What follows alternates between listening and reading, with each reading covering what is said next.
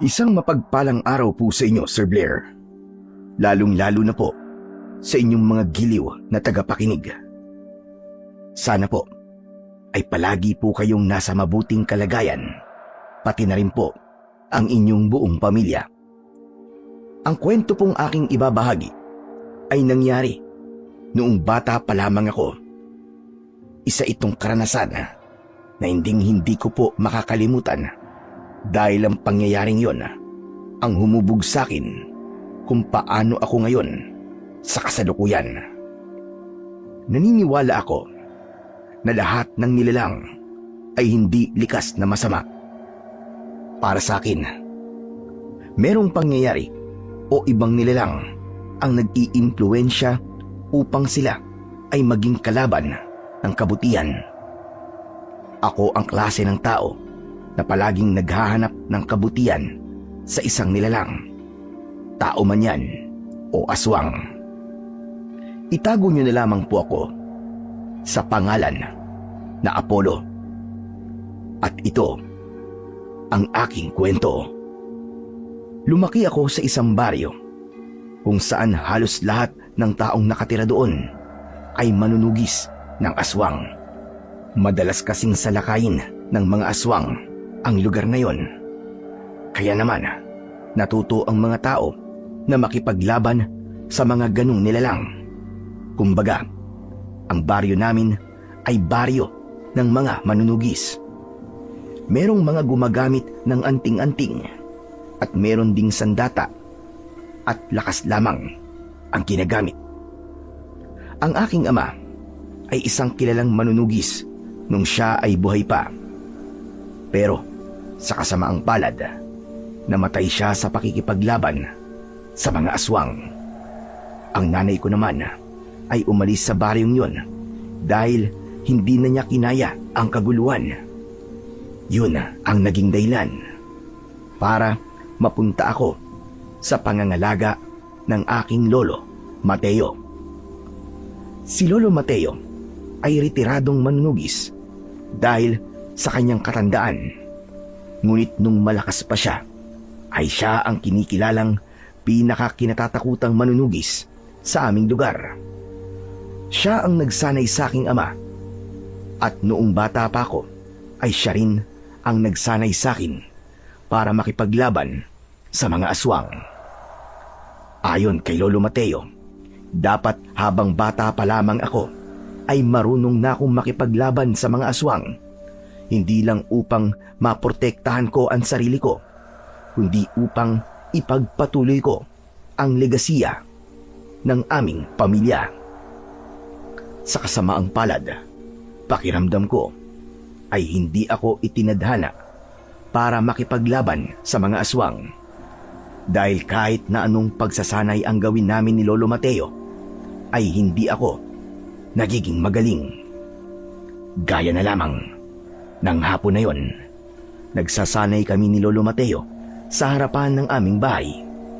Isang kawayan ang hawak namin na kunwari ay itak.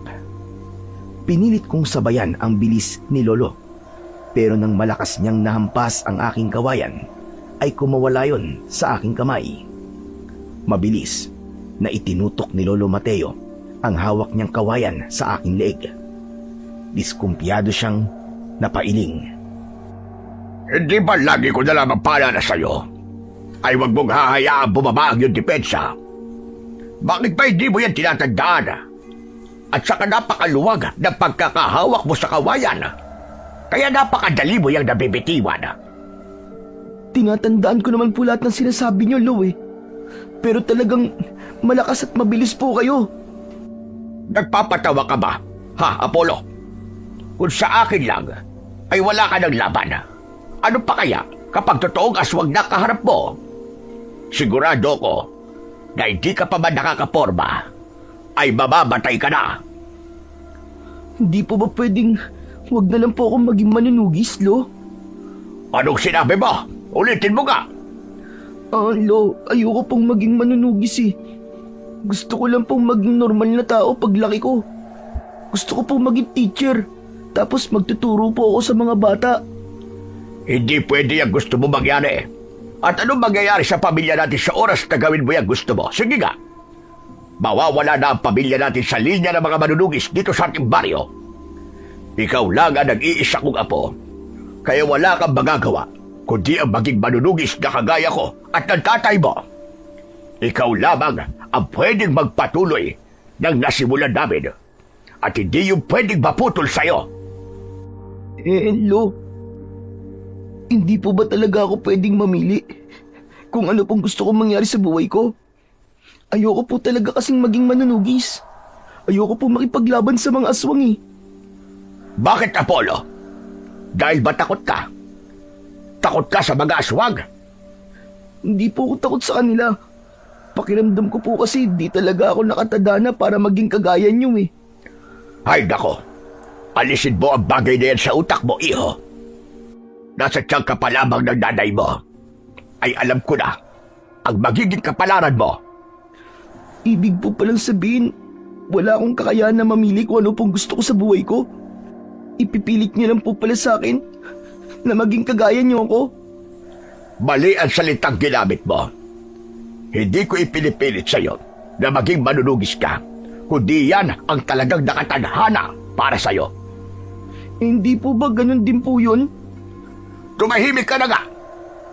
Ang mabuti pa'y magpahinga ka na muna.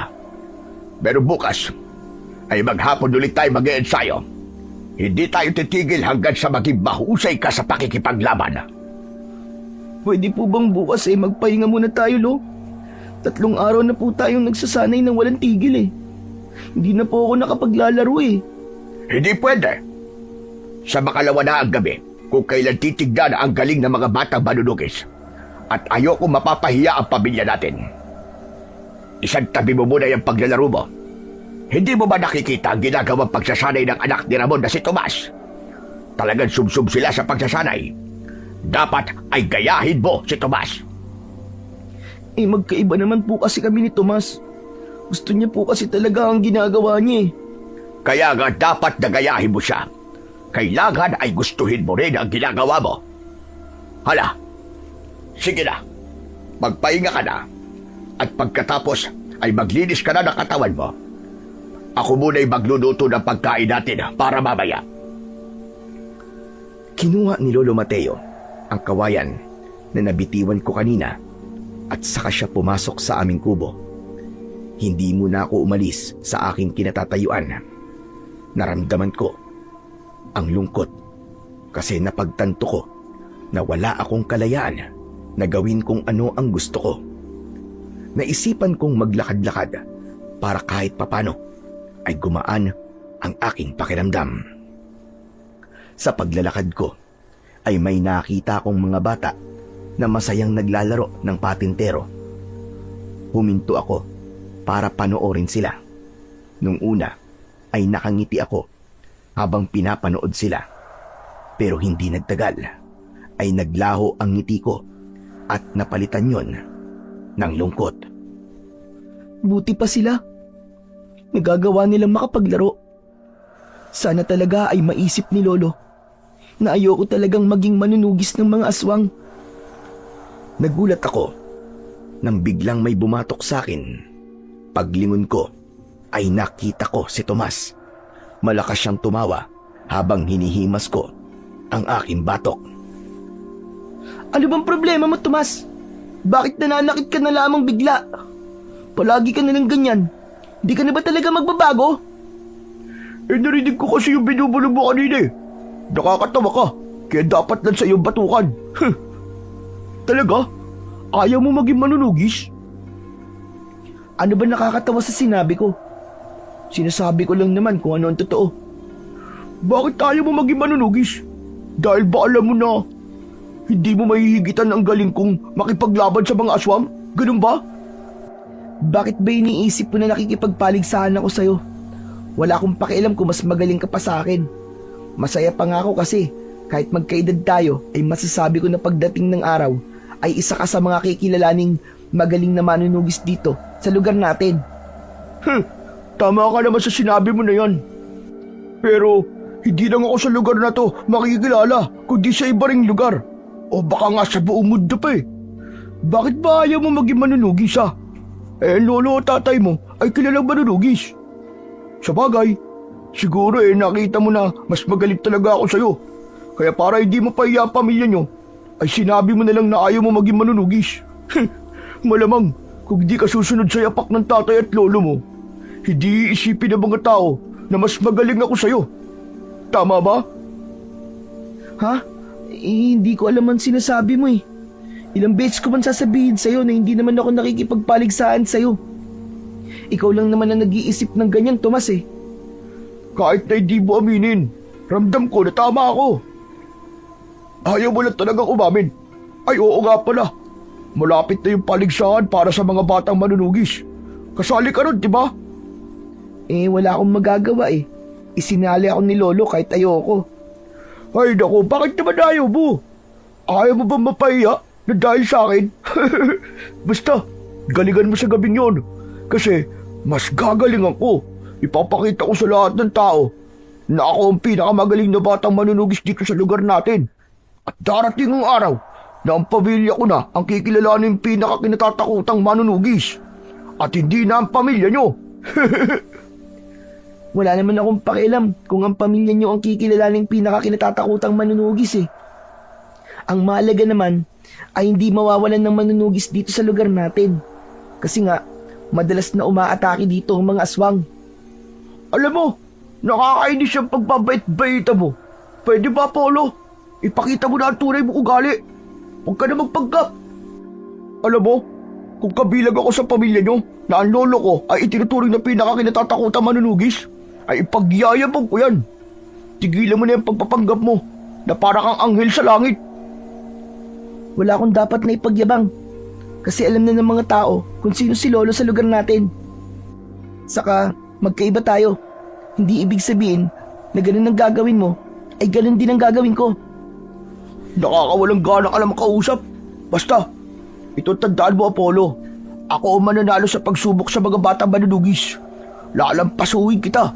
At ang iba pang mga bata nasasali sa gabing yon. Tandaan mo yan. Di, good luck na lang sa'yo, Tomas. Ay naku, ewan ko nga sa'yo. Diyan ka na nga. Nakakawalang gana kang kausap. Inambahan muna ako ni Tomas ng suntok bago siya umalis. Napailing na lang ako habang pinagmamasdan ang papalayong si Tomas. Hindi na bago sa akin ang pangaasar niya. Madalas kapag kinakausap niya ako ay ganun ang kanyang ginagawa. Minamaliit niya ako at palagi niyang ipinamumuka sa akin na mas magaling siya kumpara sa akin. Sa akin ay walang problema kung mas magaling na manunugis si Tomas. Kung yun ang sa palagay niya, ay totoo. Wala akong planong makipagtalo sa kanya. Saka alam ko sa sarili ko na mas magaling talaga si Tomas dahil subsub siya sa pagsasanay sa tulong ng tatay niya. Alam ko na pangarap ni Tomas na hirangin bilang isang magiting na manunugis. Pero magkaiba kami ng pangarap. Gusto kong maging isang guro at wala akong planong makipaglaban sa mga aswang hanggang sa pagtanda ko. Sadyang wala pa akong kakayahan. Natutulan ng tuluyan ang gusto ni Lolo Mateo. Pero alam ko, kapag nasa tamang edad na ako para gumawa ng sarili kong desisyon, ay doon ko na mapapanindigan ang kagustuhan kong hindi para sa akin ang pagiging manunugis.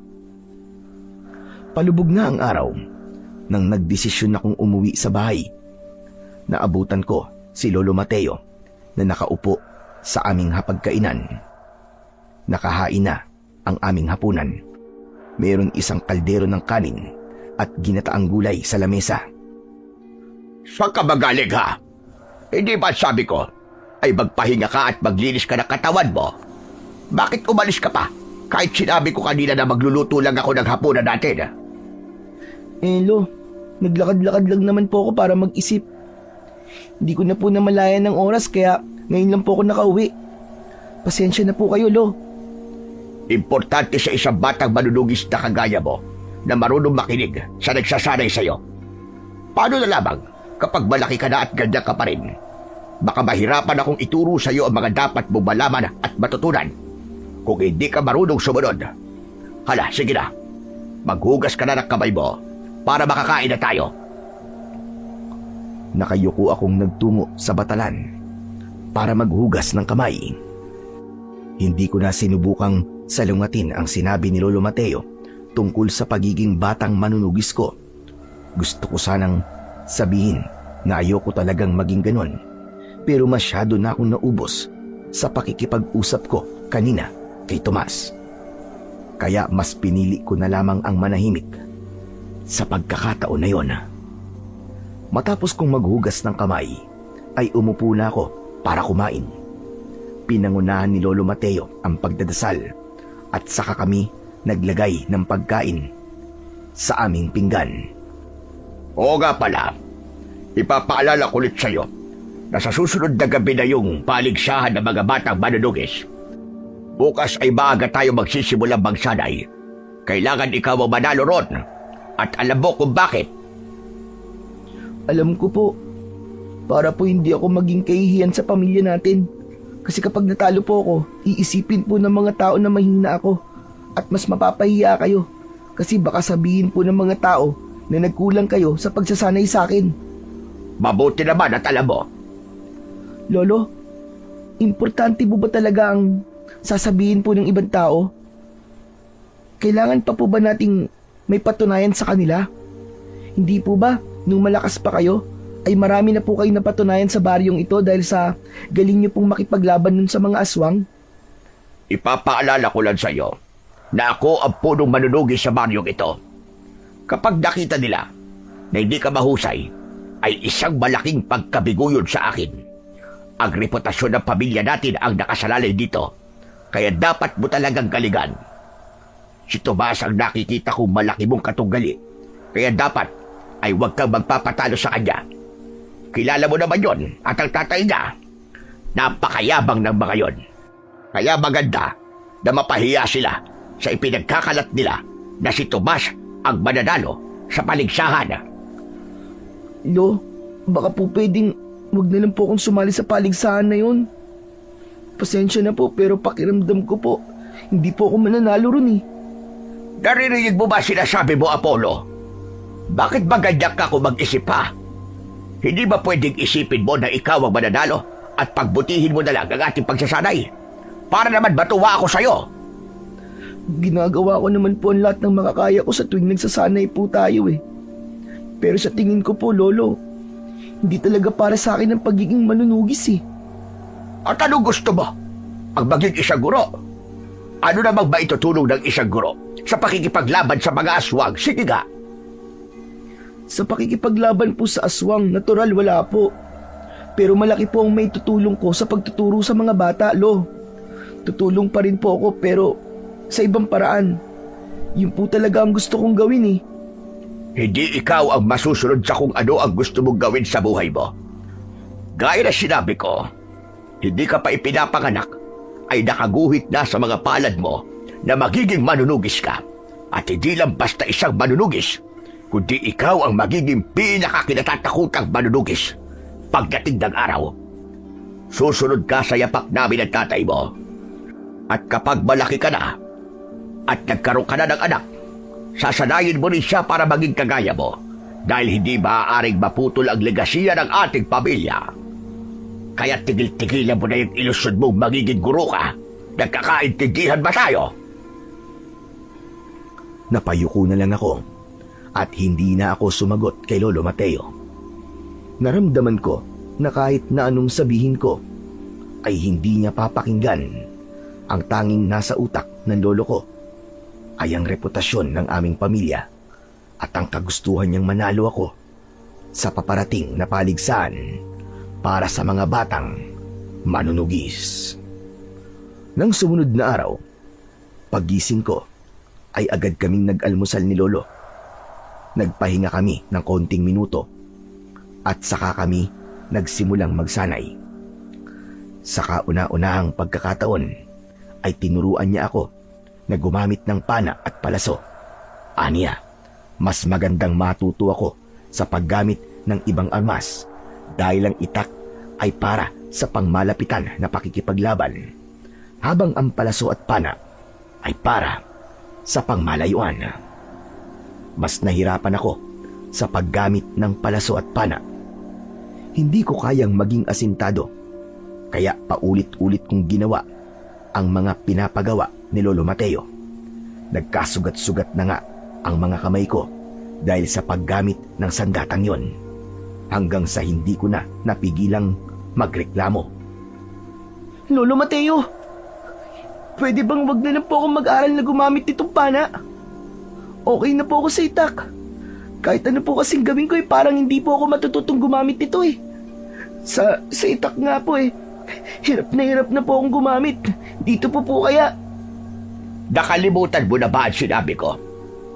Kailangan mong matutunang gumamit ng pana dahil may mga aswang na kailangan mong labanan sa malayuan. Mas maganda na mas marami kang alam na gamitin na sandata kaysa sa isa lang. Ibig po bang sabihin, may iba bang sandata kayong ituturo sa akin kung paano gamitin? Ganun po ba? Oo naman. Marami pa. Kaya ihanda mo ang sarili mo sa mga susunod na araw. Kaya ayoko pong maging manunugis eh. Ang dami ko pong dapat malaman. Bata pa lang po ako pero pagod na po ako. Hindi na nga po ako nakakapaglaro eh. Ganun ba? O sige, maglaro ka. Maglaro ka araw-araw mula umaga hanggang hapon hanggang lumawit ka dila mo dahil sa pagod. Bakit sa tingin mo ba ay may maitutulong sa baryo natin kung ganun ang gagawin mo? Wala po. Pero gusto ko lang naman pong maging normal na bata, Lo. Ano ba tingin mo sa sarili mo? Hindi normal na bata? Ganun na nga po. Ang normal na bata po kasi ay nakakapaglaro kasama po ang ibang bata. Ito po kasing ginagawa natin, hindi naman po ito ginagawa ng isang normal na bata eh. Ang dami mo sinasabi. Tama na. Sige, asintahin mo na ang target.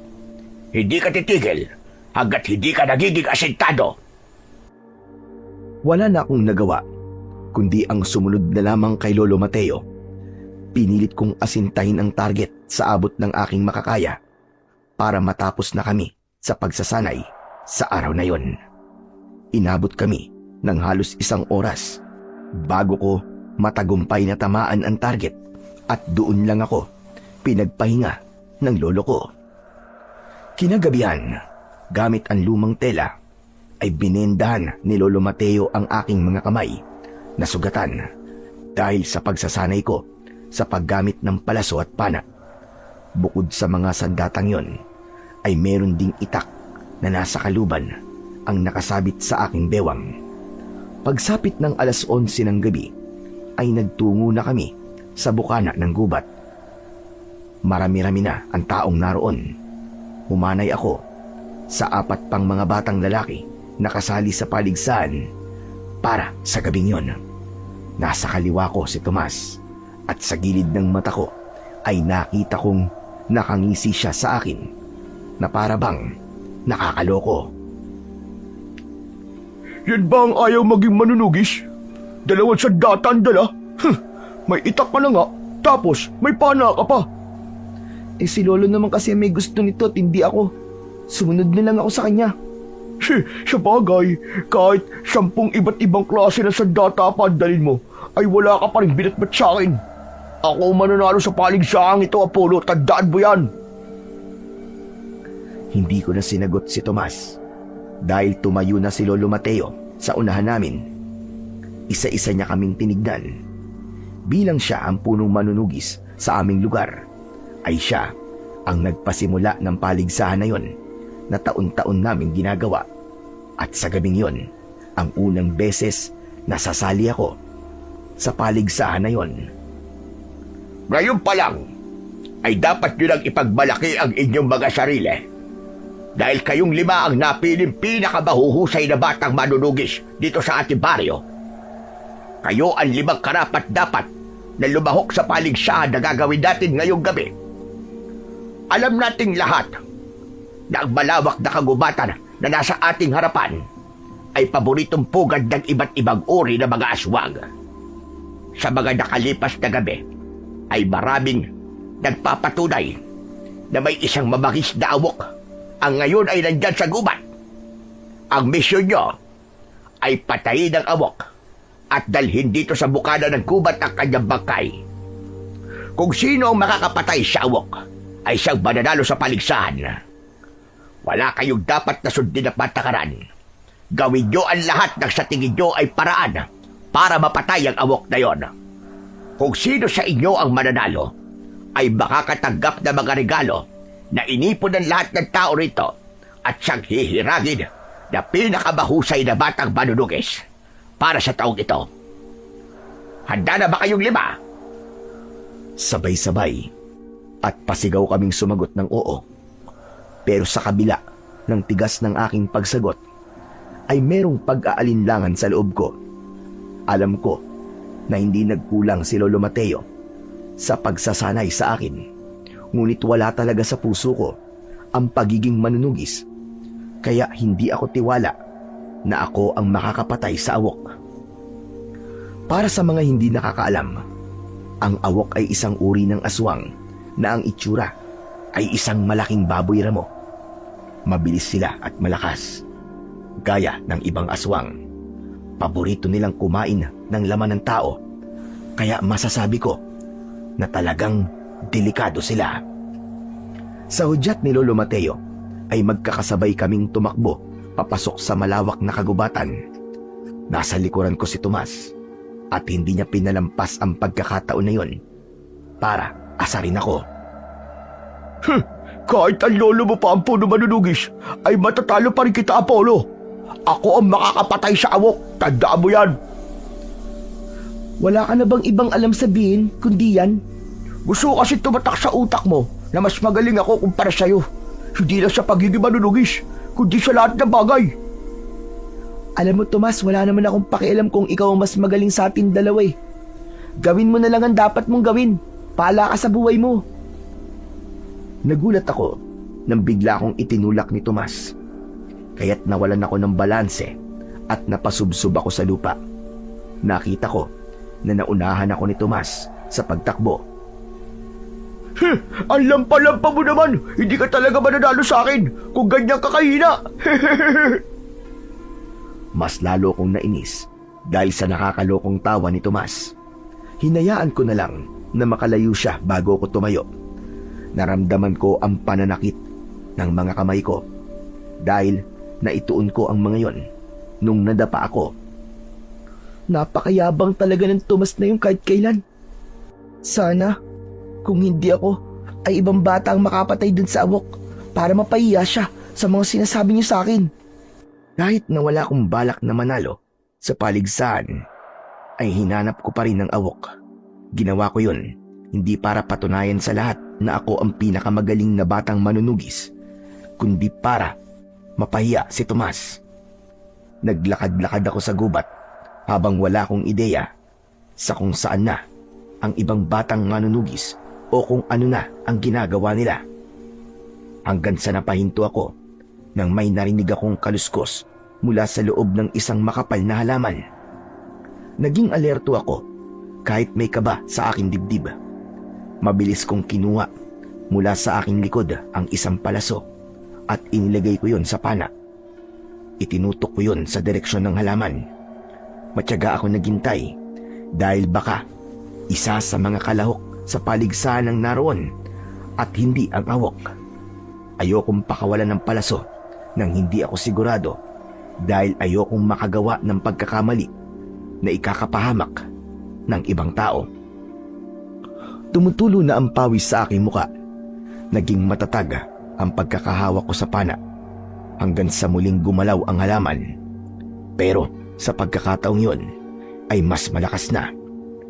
Nagulat ako nang mula sa halaman ay lumabas ang awok. Nanlilisik ang mga mata niya na sumusugod sa akin. Doon ko na pinakawalan ng palaso.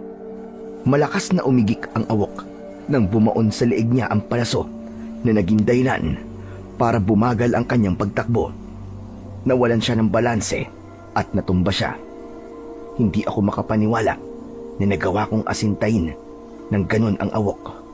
Doon ko napatunayan na may magandang idinulot ang matyagang pagsasanay sa akin ni Lolo Mateo.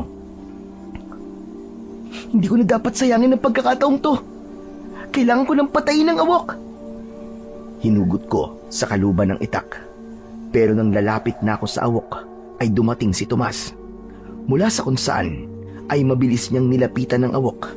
Gamit ang kanyang itak ay nilasdas niya ang leeg ng awok na siyang naging dahilan ng kamatayan nito. Napamaang ako sa bilis ng pangyayari. Ang hinala ko ay kanina pa nasa paligid si Tomas at nang nakita niyang nagawa kong pahinain ng awok ay sa kanya yon inatake at pinatay. Inilabas ni Tomas ang dala niyang lubid at sinimulan niyang itali ang mga paa ng walang buhay na awok. Lumapit ako kay Tomas nang may galit sa aking muka. Tomas, ang daya mo ah! Ako dapat napapatay sa awok na yan at hindi ikaw. Ano ba sinasabi mo? Nakita mo naman na ako ang pumatay dito ah. Ang galing ko talaga. Sigurado ako na matutuwa si tatay sa akin ito. Talaga? Matutuwa kaya ang tatay mo kapag nalaman niya na nandaya ka? Ano bang pandaraya sa ginawa ko? Sige nga, sabihin mo nga sa akin. Ako ang pumana sa awok, kaya siya nanghina. Kung di ko yung ginawa, hindi mo siya mapapatay. Ah, ito bang palaso na to ang pinagbabalaki mo? Eh di alisin na natin to. Nagulat ako nang inalis ni Tomas ang palaso na nakabaon sa leeg ng awok. Pinutol niya yon at saka itinapon sa kung saan. Alam kong ginawa niya yon para walang bakas na ako ang unang nakasugat sa awok. O ayan, inalis ko na yung pinagmamalaki mong palaso para wala ka ng ambag sa pagpatay ko sa awok na yan. Ang dami mo pa sinasabi na para bang nang pinana mo yan namatay na siya kaagad. Ako naman talaga ang dapat na makakapatay sa awok kung di ka lang nakialam. At kung di ko yung pinana, malamang hindi mo yan mapapatay ng ganun kadali. Hindi ka ba nakinig sa sinabi ng lolo mo kanina? At sabi niya, kung sino ang nakapatay sa awok ay siya ang mananalo. Malinaw na manilaw na hindi namatay yung awok sa pagpana mo. Namatay siya nang ginilitan ko sa leeg gamit ang itak ko. Kaya mabuti pang tumahimik ka na lang dyan at tanggapin mo nang natalo kita. Tumiim ang bagang ko at mariin kong naikuyom ang aking mga kamay. Gusto kong saktan si Tomas ng sandaling yon, pero pinigilan ko ang sarili ko. Alam kong walang magandang maidudulot kung dadaanin ko sa dahas ang nangyayari. Maya-maya pa ay nakangising hinila ni Tomas ang awok gamit ang lubid palabas ng gubat. Wala na akong nagawa kundi ang sundan siya ng tingin. Masama ang loob ko dahil paniguradong mas magiging mayabang si Tomas dahil siya ang nanalo sa paligsahan. Nang nawala na si Tomas sa aking paningin, ay doon na ako mabagal na naglakad papunta sa bukana ng kagubatan. Nang malapit na ako ron, ay narinig ko ang masayang sigawan at palakpakan ng mga tao. Alam ko na nagbubunyi na ang lahat dahil sa pagkapanalo ng mayabang na si Tomas. Tuluyan na akong nakalabas sa gubat. Sakto na idiniklara ni Lolo Mateo na si Tomas ang nanalo sa paligsahan. Sa gabing yon ay itinuring si Tomas na pinakamatapang at magaling na batang manunugis sa aming lugar. Nahuli ko pa nga si Tomas na tinapunan ako ng tingin habang may pagyayabang sa kanyang muka. Matapos ang paligsahan ay umuwi na ako sa aming bahay. Umupo ako sa may hagdan, papasok ng bahay at doon ko hinintay si Lolo Mateo. Alam ko na nabigo ko siya at may posibilidad na magagalit siya sa akin. Kaya naisip ko na unahan na siya ng pagpapaliwanag sa kung ano ang totoong nangyari. Hindi nagtagal ay natanaw ko na si Lolo Mateo. Huminga ako ng malalim at inihanda ko na ang aking sarili sa mga salitang sasabihin ko sa kanya. Aakyat na si Lolo sa hagdan. Kaya naman, pumasok na ako sa loob ng bahay. Nang nakapasok na siya sa aming bahay, ay agad niyang ipinahayag ang kanyang salubin sa resulta ng paligsahan. Bakit ka natalo ni Tomas? May kulang ba sa pagsasanay na ginawa natin? O sinadya mo magpatalo? para mapanindigan ang sinasabi mo na ayaw mo maging manunugis. Hindi po ganun yun, Lolo Mateo. Ginawa ko po ang lahat para manalo. Pero madaya lang po talaga si Tomas. Anong sinasabi mo? Paano naging madaya si Tomas? Ang totoo po kasi niyan, ako po ang unang nakakita sa awok. Ako po ang unang umatake. Ginamitan ko po ng pana at palaso yung awok at tinamaan ko po siya sa leeg. Nung nangihina na po yung awok at tatapusin ko na po sana. Tapos, bigla naman po dumating si Tomas. Inunahan niya po ako ng pagpatay dun sa awok. Kaya ako po ang dapat na makakapatay dun sa awok at hindi po si Tomas. Ano po kaya kung ireklamo po natin siya? Ang sabi ko, kung sino ang makakapatay sa awok, ay siyang mananalo sa paligsahan. Oo, nauna mo na sugatan ng awok. Pero base sa kwento mo, si Tomas ang tumapo sa buhay ng aswang. Kung irereklamo pa natin ang pagkapanalo ni Tomas, ay baka isipin pa ng mga tao na hindi tayo marunong tumanggap ng pagkatalo. Pero Lolo Mateo, malinaw naman po na nandaya po si Tomas eh. Alam ko po na nakatago lang po siya sa kung saan. Nung nakita ko po yung awok, naghintay lang po siya na panain ko yung awok bago po siya lumabas. Tama na, Apollo. Tanggapin mo na lang ang pagkatalo mo. Pero gusto kong malaman mo na lahat ng tao rito ay umaasa na ikaw ang mananalo. Sinasabi nila na sigurado sila na ikaw ang makakapatay sa awok. Dahil apo kita. Kaya hindi lang ako ang binigo mo, kundi lahat ng tao dito sa baryo natin. Nakakahiya ang pagkatalo mo, Apollo. Pero Lo, kayo na po ang nagsabi sa amin na sapat na pong napili po kami 5, nakasali po sa paligsahan para ipagmalaki kami. Hindi po ba? Dapat ay hindi ako maging kahiyaya kasi nakasali po ako sa paligsahan kanina. Sa ibang mga bata, oo. Pero iba ka sa kanila. Apo ka ng pinakakinatatakutang manunugi sa lugar na ito. Kaya mataas ang tingin ng lahat sa iyo. Umaasa sila na magiging kagaya kita. Pero anong nangyari? Binigo mo ako, Apollo. May susunod na taon pa naman po eh. Babawi na lang po ako sa susunod na paligsahan. Hindi mo na mababawi ang pagkatalo mo ngayong gabi. Habang buhay nang tatatak sa utak ng lahat ang pagkatalo mo kay Tomas. Naluluwa akong napayuko. Wala na akong naisip sabihin dahil pakiramdam ko kahit anong paliwanag ang gawin ko ay hindi na mabubura ang pagkadismaya ni Lolo Mateo sa akin. Pakiramdam ko tuloy ay napakahina ko ng sandaling yon. Natalo na nga ako ay mas lalo pang ipinaramdam sa akin ni Lolo na isa kong talunan.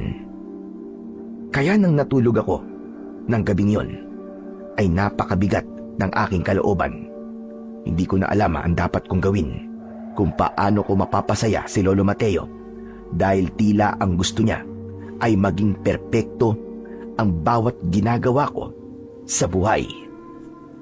Kinabukasan ay nagkaroon ng pagtitipon sa plaza. Yun ay upang formal na parangalan si Tomas bilang nanalo sa nangyaring paligsahan ng mga batang manunugis sa pagtugis sa awok. Ayoko sanang pumunta pero pinilit ako ni Lolo Mateo dahil aniya, kung hindi ako pupunta ay baka isipin ng mga tao na hindi ko tanggap ang aking pagkatalo. Nang matapos ang pagtitipon, ay magkasabay kaming naglakad ni Lolo Mateo pauwi sa aming bahay. Apollo, ikaw sana ang nasa katayuan ni Tomas kung ginalingan mo lang sana kagabi. Hindi pa rin po ba tayo tapos na pag-usapan ng bagay na yan, Lolo Mateo? Napagsabihan niyo na po ako kagabi, di ba? Dapat lang na araw-arawin kong ipabuka sa iyo ang pagkatalo mo para yan ang gawin mong inspirasyon na dapat ay seryosohin mo na ang ating pagsasanay. Hindi pwedeng ganyan ka hanggang sa lumaki ka. Magiging kahihiyan ka sa mga tao sa lugar na ito. Hindi po ba? Ang pagkatalo ko po kay Apollo ay patunay na hindi talaga ako nakatadhana para maging kagaya niyo. Lumabas din sa bibig mo ang totoo. Sinadya mo magpatalo para isipin ko na hindi ka pwedeng maging manunugis. Pero nagkakabali ka dahil hindi kita susukuan. Hindi ako susuko hanggang sa makita ko na kaya mo nang sundan ang iyapak namin ng tatay mo. Yan ang tatandaan mo. Hindi ka ba nahihiya sa tatay mo, Apollo? Sigurado ko na kung nabubuhay siya, ay galit na galit din siya sa'yo. Ay, nako, ewan ko sa'yo, bata ka. Mali po kayo, Lo. Sigurado po ako, napapalakasin po ni tatay ang loob ko kahit natalo po ako sa paligsahan. Siya po kasi ang nagturo sa akin na hindi sa lahat ng pagkakataon ay mananalo po ako. Hindi ako naniniwalang sinabi ng tatay mo sa'yo. Basta, kailangan mo maging mahusay sa pakikipaglaban. Dahil yan lamang ang paraan para maging pinakakinatatakutang manunugis ka. Pakikipaglaban ang tanging sagot kung paano natin mauubos lahat ng aswang na umaatake dito sa atin. Bakit po kasi hindi niyo na lang po kausapin yung mga aswang na umaatake dito sa atin? Sabihin niyo po sa kanila na tumigil na po sila sa pag-atake. Malay niyo po, makinig po sila sa inyo. Sa lahat ng sinabi mo, yan ang pinaka-nakakatawa. Saan ka ba nakakita ng aswang na makikipag-usap sa mga tao para sa kapayapaan? Lahat ng aswang ay isa na sa utak at yun ay ang patayin tayo mga tao. Lahat sila ang tingin sa atin ay pagkain. Kaya dapat lang silang patayin. Naputol ang pag-uusap namin ni Lolo Mateo nang nakasalubong namin ang kapitan ng aming baryo.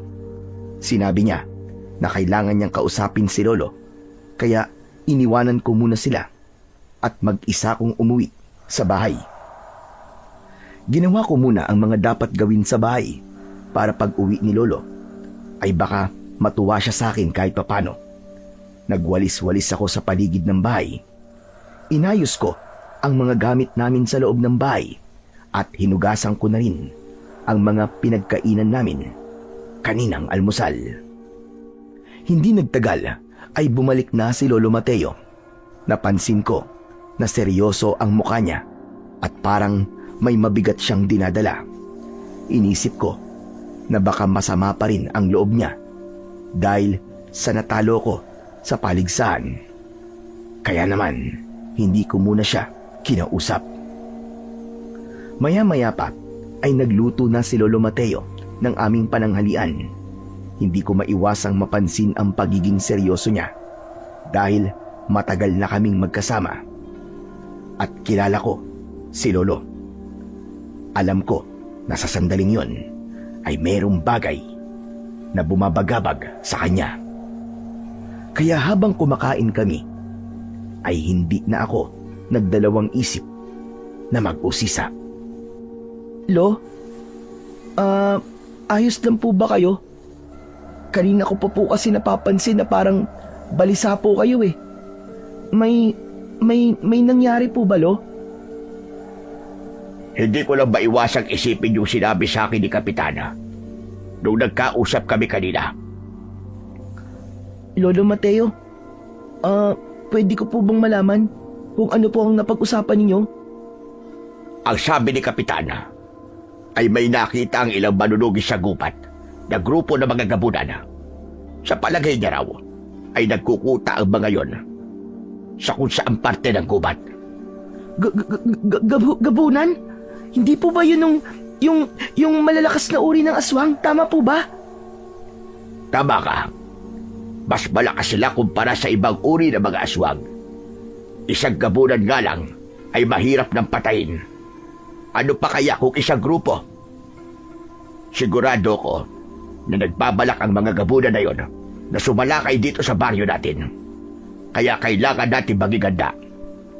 At umaasa ako sa iyo, Apollo. Hindi man ikaw ang nanalo sa paligsahan, ay gusto kong ipakita mo sa lahat na ikaw pa rin ang pinakamagaling na batang manunugis dito sa atin. Lo, nasa malaking panganib na nga po tayong lahat tapos iniisip niyo pa rin po na dapat po ay may mapatunayan po ako sa lahat. Hindi po ba pwedeng mag-focus tayo kung paano natin matatalo ang mga gabunan? Talagang hindi mo ko naiintindihan, Sa pagtalo sa iyo ni Tomas, sa paligsahan, ay may naririnig akong usap-usapan na mahina ka at wala kang kakayahan na makipaglaban sa mga aswang at maging kasing galing namin ng tatay mo. Ang gusto ko, patunayan mo sa lahat na kaya mong tapusin ang magiging digmaan natin laban sa mga gabunan na yan. Gusto kong magibabaw ang pangalan mo sa lahat. Paano ko naman po gagawin yun, Lo? Bata pa lang po ako eh. Kailangan mong makisali sa digmaan na mangyayari. Dahil sigurado ko na makikipaglaban din doon si Tomas. Tandaan mo ito, Apollo. Gawin mo ang lahat para ipakita sa kanila na pagdating sa tunay na labanan ay mas magaling at mas matalino ka kesa sa kanya. Kaya kailangan kong mas maging mahigpit sa pagsasanay sa iyo. Matapos naming kumain, ay agad kaming sumabak ni Lolo Mateo sa pagsasanay. Nakita ko sa kanya ang matinding determinasyon na ituro sa akin ang lahat ng mga dapat kong malaman pagdating sa pakikipaglaban sa mga aswang. Agad na ipinagkalat sa aming lugar ang tungkol sa grupo ng mga gabunan na nagkukutanga sa gubat. Nagtalaga si Kapitan at Lolo Mateo ng mga taong maghahanap sa kuta ng mga gabunan dahil ang nais nila ay paslangin na ang mga yon bago pa umatake sa aming baryo. Isinama rin kami ni Tomas sa pagsuyod sa gubat tuwing gabi. Si Tomas kasi ang nanalo sa huling paligsahan habang ako naman ay apo ng pinakakinatatakutang manunugis, kaya kailangan naming sumama. Medyo nainis pa nga ako dahil kaming dalawa ni Tomas ang pinagpartner sa paghahanap sa kuta ng mga gabunan dahil parehas kaming bata. Wala tuloy akong magawa kundi ang makinig sa mga pagyayabang ni Tomas. Isang gabi, habang naglalakad kami ni Tomas sa loob ng kagubatan, ay humirit na naman siya ng pang-iinis sa akin. Apollo, ano palang pakiramdam mo na natalo kita sa paligsahan? Siyempre, malungkot. Sobrang baba ng tingin ko sa sarili ko, tapos pakiramdam ko, hindi talaga kita matatalo sa mga susunod pang paligsahan. Di ba? Ikaw kasi ang pinakamagaling na batang manunugis dito sa lugar natin. Ay, hindi lang pala rito, kundi sa buong mundo. Talaga? Teka. Totoo ba yung sinasabi mo na pinupuri mo ako? Hindi ba yun naman ang gusto mong marinig? Kaya pinagbigyan lang kita. Angas mo sumagot ah! Baka gusto mong sa'yo ko gamitin tong itak ko? Matalim pa naman to.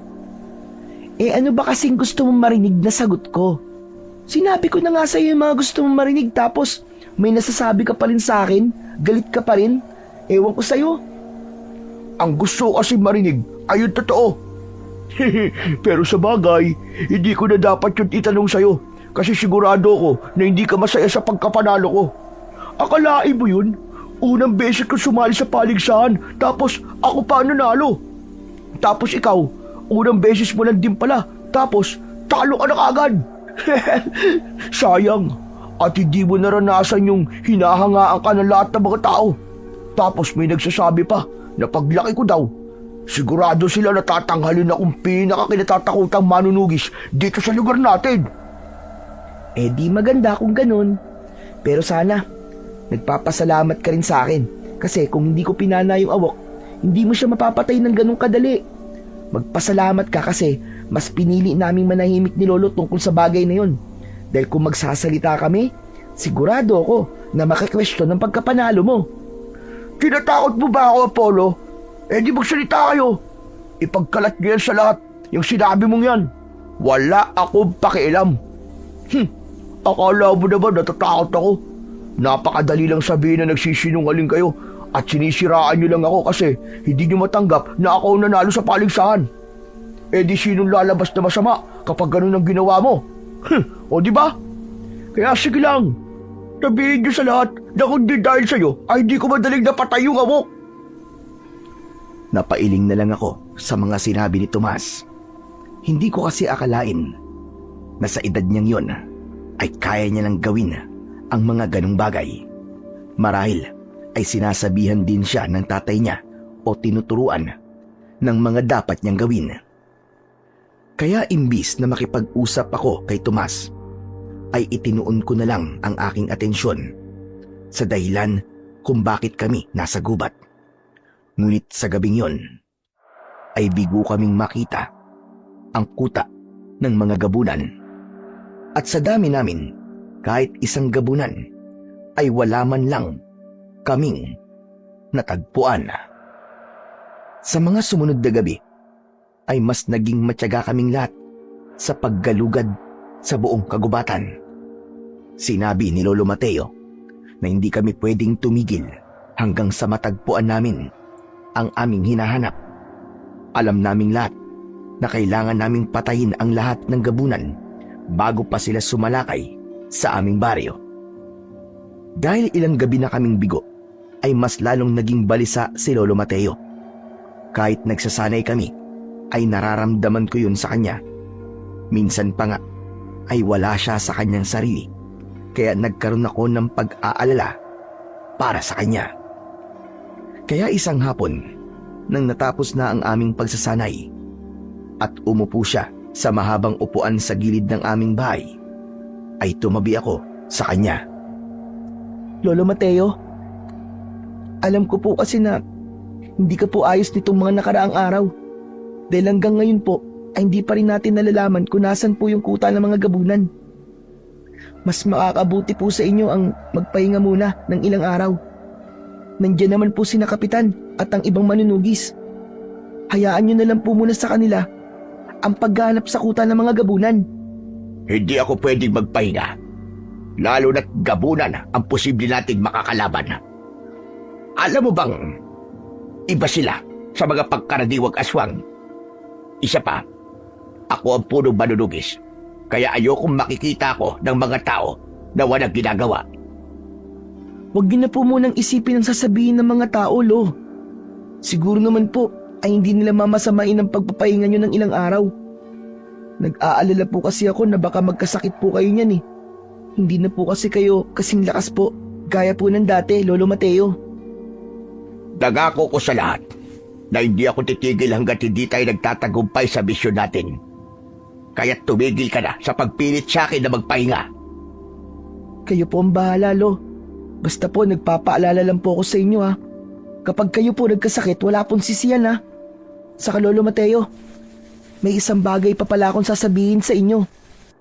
Kung tungkol na naman yan, sa ayaw mo maging manunugis, ay wag na muna ngayon pakiusap. Masyado na akong maraming iniisip para idagdag mo pa yan. Hindi po, Lolo Mateo. Hindi po tungkol doon ang sasabihin ko.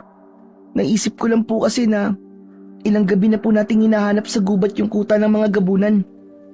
Hindi po kaya wala po sa gubat yung kuta po nila o baka naman wala talaga mga gabunan doon?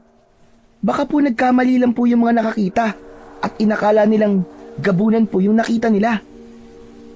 Magaling magtago ang mga gabunan. Sinabi ko nang hindi sila gaya ng ibang aswang na madaling makita. Sinabi mo ba yan para tumigil na tayo sa ginagawa natin? Hindi po, Lo. Opinyon ko lang naman po yung kasi napakarami po natin tapos halos naikot na po siguro natin ang buong gubat. Pero hindi pa rin po natin nakikita ang mga gabunan. Basta, hindi ako hihinto hanggat hindi ko nahahanap ang mga gabunan. Kailangan nilang mamatay bago pa sila ang may patayin sa atin. Mas lalo kong naramdaman ang kagustuhan ni Lolo Mateo na patayin ang grupo ng mga gabunan. At dahil doon, ay natakot ako para sa kanya. Hindi dahil sa wala kong tiwala sa kakayahan niya bilang manunugis, kundi dahil sa matanda na siya at hindi na siya kasing lakas nung medyo bata-bata pa siya. Isa pa, baka kung ano ang mangyari sa kanya nang dahil sa stress at labis na pag-iisip. Nang dahil doon ay isang solusyon ang aking naisip at yun ay kailangan mahanap ko na sa lalong madaling panahon ang kuta ng mga gabunan nang sa gayon ay mabawasan naman ang mga iniisip ni Lolo Mateo. Isang gabi, Nakansela ang paghahanap namin sa kuta ng mga gabunan sa gubat dahil sa biglaang pagbuhos ng ulan. Si Lolo Mateo ang nagkansela dahil ayaw niyang magkasakit ang mga manunugis.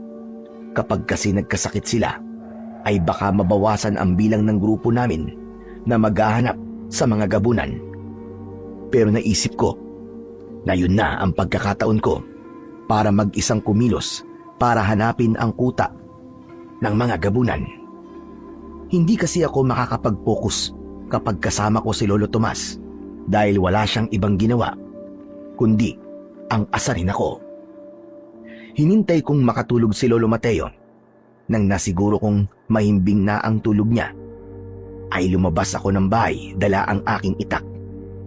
Hindi ko rin kinalimutan ang pana at mga palaso dahil wala akong ideya sa mangyayari sa gabing yon.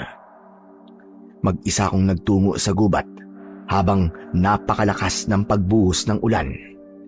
Iisa ang nasa utak ko ng mga sandaling yon at yun ay ang malaman na kung nasaan ang kuta ng mga gabunan. Makalipas ang ilang sandali ay bahagyang humina ang ulan. Nahirapan ako sa paglalakad dahil maputik ang aking nilalakaran hanggang sa napahinto ako nang may narinig akong mga yabag sa aking likuran. Agad kong nilagyan ng palaso ang aking pana at mabilis akong humarap sa likod ko. Kitang-kita ko ang isang tao na nagtago sa likod ng isang puno. Kinabahan ako dahil baka isa yon sa mga gabunan. Pero pinilit kong magpakatatag dahil isa sa palaging paalala ni Lolo Mateo sa akin ay huwag akong magpapalamon sa takot. Dahil kapag nagpakain ako sa takot ay hindi ako makakapag-isip ng maayos.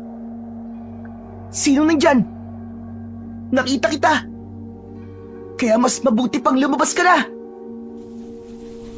May nakita akong kamay na bahagyang nakalabas sa likod ng isang puno. Hindi ko mawari kung kamay ba yun ng tao o ng aswang dahil madilim. Bibilang ako ng 3. Kapag hindi ka pa lumabas, papanain na kita! 1, 2. Laking gulat ko nang mula sa likod ng puno ay lumabas si Tomas habang nakataas ang dalawa niyang kamay. Nagsimula siyang lumapit sa akin kaya ibinaba ko na ang pana. Tomas? Diyos ko, ikaw lang pala yan. Anong ginagawa mo rito? Mukhang parehas tayo ng naisip gawin ngayong gabi ah. Balak mo rin bang hanapin mag-isa yung kuta ng mga aswang para hangaan ka ng lahat? Tama ka. Yan nga rin ang gagawin ko. Pero hindi para magyabang, kundi para hindi na mag-isip si Lolo kung nasaan ang kuta ng mga gabunan. Huwag ka na nga magpanggap. Aminin mo na lang na gusto mo akong malamangan sa pagkakataong to dahil natalo kita sa paligsahan. Isipin mo na ang gusto mong isipin, Tomas. Basta alam ko sa sarili ko kung bakit ko to ginagawa.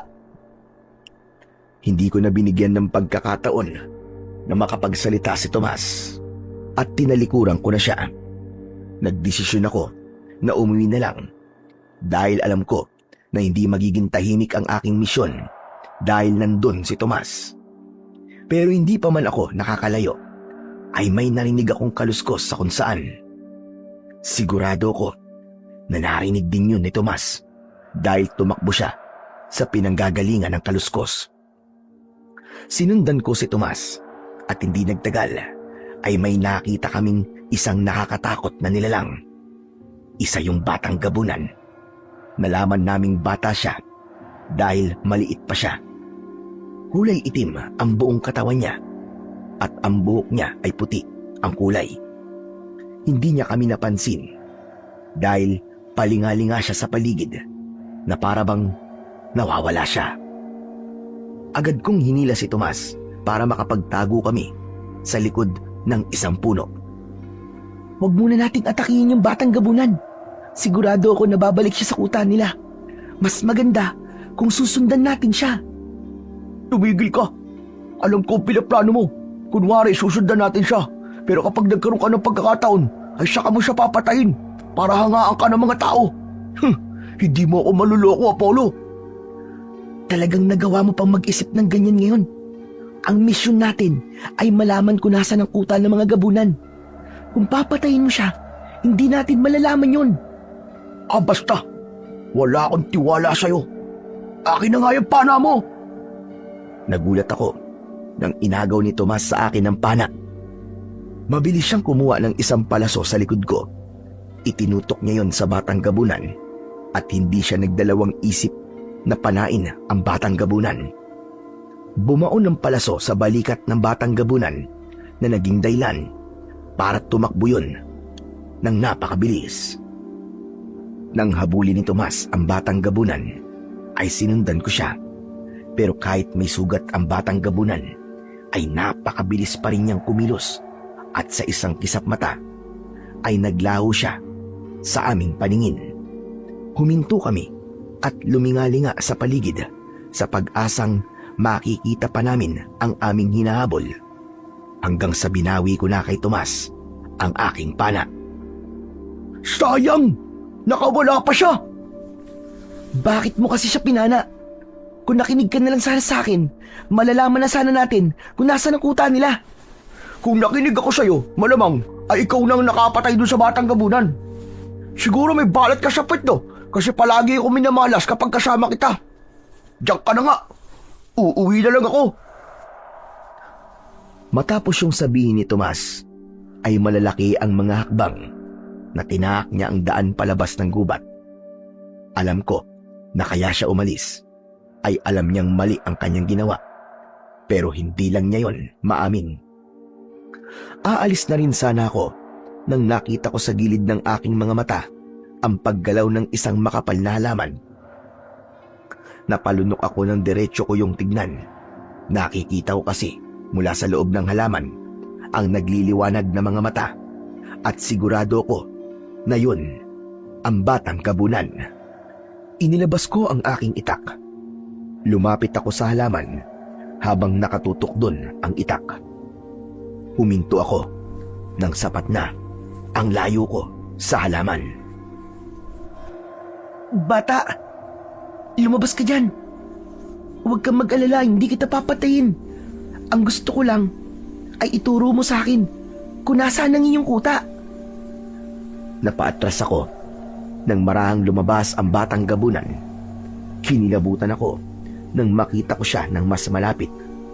Mas nakakatakot kasi ang itsura niya sa malapitan, lalo na't umaangil siya na parabang isang mabangis na hayop. Nagngangalit ang mga ngipin niya at nanlilisik ang mga mata niya. Nakabuka ang mga kamay niya na parabang anumang sandali ay handa siyang umatake sa akin. Pero sa kabila ng mabangis na itsura ng batang gabunan ay napansin ko ang takot sa kanyang mga mata. Tila itinatago niya ang takot na yon sa kanyang mabangis na muka. Nang humakbang pa siya ng isa, ay bigla siyang nabuwal. Napaungol siya dahil sa sakit at doon ko napansin ang palasong nakabaon sa kanyang balikat. Mabilis na napalitan ng awa ang takot na nararamdaman ko para sa batang gabunan. Nakakaawa ka naman. Kailangan maalis ang palusan na yan sa katawan mo. Gusto mo bang tulungan kita? Galit na umangil ang batang gabunan, pero kulang ang bangis na meron siya dahil mas nakikita ko ang panghihina sa kanyang muka. Batang gabunan, huwag kang matakot sa akin. Promise, hindi kita sasaktan. Nakita mo naman siguro na hindi ako ang pumana sa'yo, di ba? Gusto lang talaga kitang tulungan. Magtiwala ka lang sa akin. Pailalim akong tinignan ng batang gabunan. May pagdadalawang isip pa rin akong naramdaman sa kanya. Unti-unti akong lumapit sa kanya hanggang sa hinayaan niya akong hawakan ang palaso. Pero nang subukan kong hilahin ang palaso, ay nasaktan siya at muntik pa niyang kagatin ang kamay ko kung hindi ko yun agad nagawang ilayo sa kanya. Sorry. Pasensya ka na. Sa tingin ko kailangan nating putulin muna yung palaso para madali natin niya mahuhugot. Meron akong itak dito, pero kailangan na malagyan agad ng benda ang sugat mo kasi paniguradong dudugo yan kapag naalis na natin ang palaso. Wala kasi akong dalang pambenda eh, pero meron sa bahay namin. Ayos lang ba sa'yo na sumama ka sa akin sa bahay namin? Huwag kang mag-alala kasi hindi kita sasaktan. Ang gusto ko lang ay tulungan ka. Kung nagtitiwala ka na sa akin, sumunod ka na lang sa akin ha.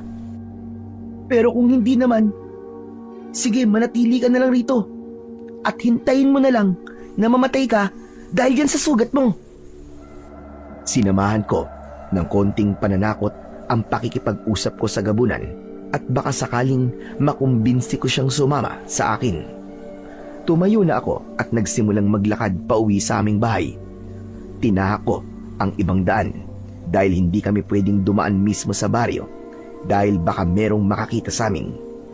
Sa gubat pa rin ako dumaan hanggang sa nakarating na ako sa likod na bahagi ng aming bahay.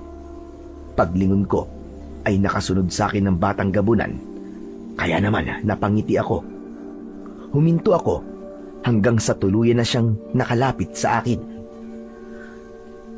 Ayos, salamat naman at sumunod ka sa akin. Dito kami nakatira. Dito ka lang ha. Huwag kang aalis kahit na anong mangyari. May kukunin lang ako. Sandali lang. Pumasok ako sa bahay at nagpasalamat ako kasi mahimbing pa rin natutulog si Lolo Mateo. Kinuha ko ang bendang ginamit ni Lolo noon sa mga kamay ko. Kinuha ko rin ang isang bote ng gamot na ginagamit namin sa sugat para hindi yun magkaroon ng impeksyon. Matapos yun ay binalikan ko na ang batang gabunan. Nakasandal siya sa puno ng saging. Mabilis ang kanyang paghinga at alam ko na nasasaktan siya ng gusto.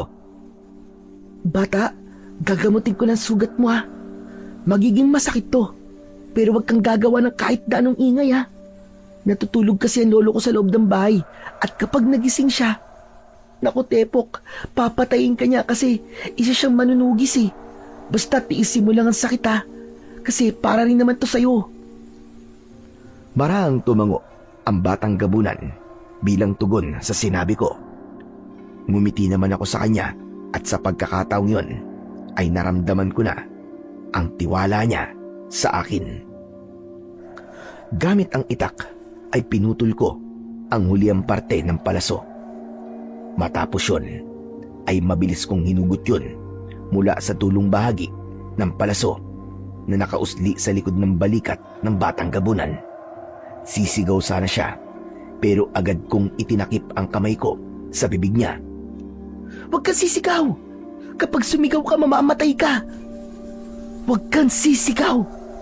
Huminga ka lang na malalim ng paulit-ulit. Tumango siya habang nanlalaki ang kanyang mga mata. Maraan ko namang inalis ang kamay ko sa bibig niya at doon ko na inumpisang lagyan ng gamot ang sugat niya. Kasunod nun ay nilagyan ko ng benda ang balikat niya at siniguro ko na meron yung tamang higpit upang hindi siya gaanong masaktan. Yan, tapos na. Basta wag mong tatanggalin ang benda na nilagay ko ha. Sariwa pa ang sugat mo at hindi yan pwedeng nakabuyang-yang kasi kapag napasukan niya ng dumi, pwede yung may impeksyon. At kapag nangyari yun, mabubulok yung balikat mo at mapuputol yan. Ikaw rin. Ayaw mo naman siguro mangyari yun, di ba? Pero sa ngayon, hindi ka pa pwedeng bumalik sa gubat. Baka kasi sa mga oras na to, ay babalik dun si Tomas kasama ang ibang manunugis para hanapin ka. Dito ka muna, tapos bukas ng umaga, saka kita ihatid sa kuta nyo. Naiintindihan mo ba ako? Marahang tumango ang batang gabunan matapos kong magsalita. Muli akong ngumiti sa kanya dahil alam kong naintindihan niya ang mga sinabi ko. Naglatag ako ng mga sako sa silong ng aming bahay. Doon ko pinahiga ang batang gabunan. Tinakpang ko siya ng mga sako at nagpaalala ko sa kanya na huwag siyang aalis doon at huwag na huwag siyang gagawa ng kahit na konting ingay. Sinabi ko rin sa kanya na bukas ng umaga ay sasamahan ko siya para makauwi siya sa kanila. Nang masiguro ko na maayos na ang lagay ng batang gabunan, ay pumasok na ako sa aming bahay. Tahimik akong nagubad. Pinunasan ko ng tuwalya ang aking katawan at nang natuyo na ako, ay nagpalit na ako ng malinis na damit. Humiga ako sa papag at tumabi ako kay Lolo Mateo. Nagpasalamat ako kasi hindi siya nagising. Sa totoo lang, wala akong pinagsisisihan nang tulungan ko ang batang gabunan dahil alam ko na kailangan niya ng tulong ko. Naramdaman ko kasi na hindi siya masama. At kung ako ang nasa kalagayan niya, ay gusto ko rin na merong tutulong sa akin.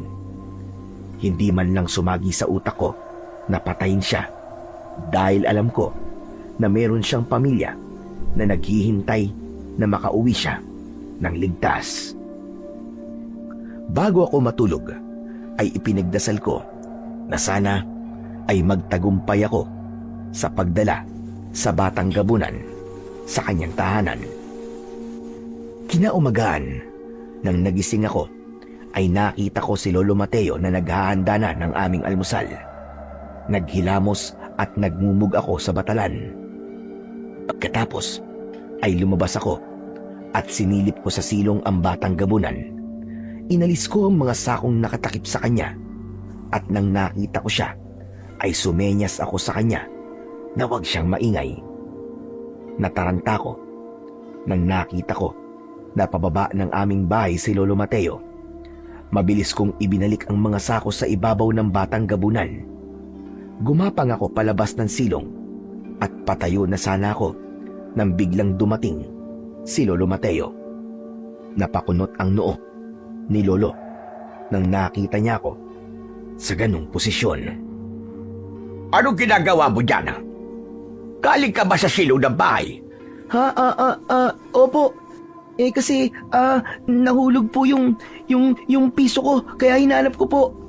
O ano, nakita mo ba? Hindi nga po eh. Pero mamaya ako na lang po hanapin. Yumuko si Lolo Mateo upang sumilip sa silong. Abot langit ang kaba ko dahil baka makita niya ang batang gabunan na naroon. Sandali, anong ginagawa ng mga sako natin sa silong?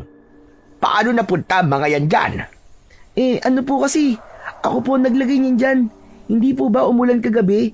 Kaya inilagay ko po yan ng mga sako para hindi po mabasa.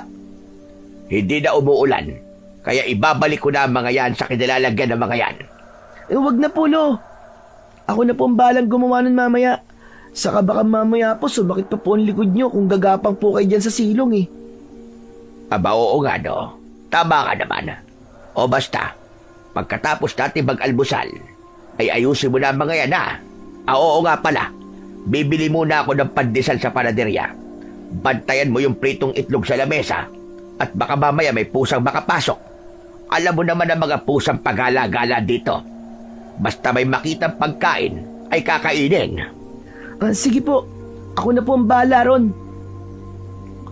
Ngumiti ako kay Lolo Mateo para itago ang kaba ko. Hindi nagtagal ay umalis na siya para bumili ng pandesal. Siniguro ko na nakalayo na siya bago ko binalikan ang batang gabunan sa silong. Inalis ko ang sakong nakatakip sa kanyang muka. Bata, ikukuha kita ng tubig na maiinom at baka nauuhaw ka na. Tapos mamaya, pagkatapos namin mag-almusal at umalis si Lolo, ihatid na kita sa kuta nyo. Marahang tumango ang batang gabunan. Natuwa ako dahil wala na sa mukha niya ang bangis at galit. Ang nakikita ko na lamang doon ay isang nilalang na takot at hindi alam ang gagawin. Sandali kong iniwanan ang batang gabunan upang ikuha siya ng maiinom na tubig. Isang baso ng tubig ang dinala ko sa kanya at tinuruan ko pa siya kung paano uminom mula sa baso. Nang nakainom na siya, ay muli ko siyang tinakpan ng sako at saka ako bumalik sa loob ng aming bahay. Maya-maya pa ay bumalik na si Lolo Mateo. Ipinatong niya ang isang supot ng pandesal sa lamesa at nagsimula na kaming kumain. Alam mo bang pinag-uusapan ngayon si Tomas? Ho, bakit po? May ginawa po bang hindi maganda si Tomas? Ayon sa narinig ko, mag-isang nagpunta si Tomas sa gubat kagabi at isang batang gabunan ang kanyang nakita. Nasugatan daw ni Tomas yung batang gabunan pero nakatakas. Kaya sa ngayon ay mas sigurado nang may mga gabunan talaga sa gubat. Dapat ganun ang ginagawa mo. Dapat ay kumikilos ka ng mag-isa gaya ni Tomas. Hindi ba sabi ko, dapat ang pangalan mo ang mangingibabaw sa laban natin sa mga gabunan? Pero hindi pa ka nagsisimula ang laban natin sa mga gabunan, ay nauungusan ka na kagad ni Tomas. Napailing ako dahil malinaw na hindi isinama ni Tomas sa kwento niya na kasama niya ako kagabi sa gubat. Talagang sinolo niya ang pagkakakita niya sa batang gabunan dahil ang gusto niya ay sa kanya lang ang lahat ng papuri ng mga tao. Apollo, iho, bakit ang tahimik mo bigla? Wala ka man lang ba sasabihin?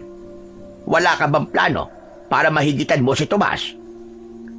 Ganito po ba talaga ang buhay ko, Lo? Dapat ay palagi po ako may mapatunayan? Dapat ay mas lamang ako kay Tomas? Hindi po ba? Hindi dapat ginagawang paligsahan ng pagiging manunugis. Kasi isa lang po tayo ng gustong mangyari. At yun ay ang protekta ng ating baryo laban sa mga aswang na nanggugulo rito. Noon pa man, ay meron ng paligsahan dito. Nagsimula yan. Nang hirangin akong pinakakinatatakutang manunugis. Lahat ng mga manunugis ay gustong maging kagaya ko.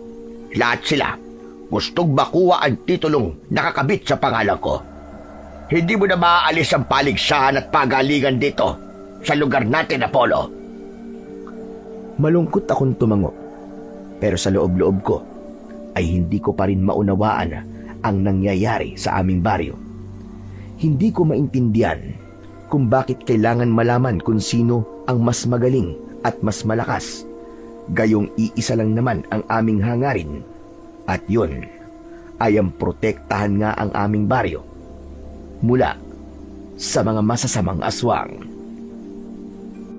Matapos naming mag-almusal, ay nagtungo si Lolo Mateo sa bahay ng aming kapitan upang pag-usapan ang susunod nilang gagawin para mas mapadali ang paghahanap sa kuta ng mga gabunan. Sinamantala ko ang pagkakataon na yon. Pinuntahan ko kagad sa silong ang batang gabunan. Inalis ko ang mga sako sa ibabaw niya at inalalayan ko siya na makalabas sa silong ng aming bahay. Bata, wala na si Lolo. Pwede na tayong umalis. Tara na. Apollo, nakalimutan ko pala yung sombrero ko. Pakikuha nga at sobrang tindi na sikat ng araw. Nanlamig ako nang narinig ko ang boses ni Lolo Mateo sa harapan ng aming bahay. Ang unang pumasok sa isip ko ay ang mailayo na roon ang batang gabunan. Kaya imbis na magpakita ako kay Lolo, ay pumunta kami sa talayban sa likod ng bahay at doon kami nagtago. Narinig ko ang pagtawag ni Lolo Mateo sa pangalan ko hanggang sa nagpunta na siya sa likod ng bahay. Luminga siya sa paligid. Kulang na lang ay pigilan ko ang aking paghinga dahil sa isang maling galaw lang ay sigurado ko na malalaman ni Lolo kung nasaan ako. Nagtaka ako nang yumuko si Lolo Mateo at inilapit niya ang kanyang daliri sa lupa. Inamoy niya ang daliri niya. Hindi ako maaari magkamali. Dugo ito ng isang gabunan.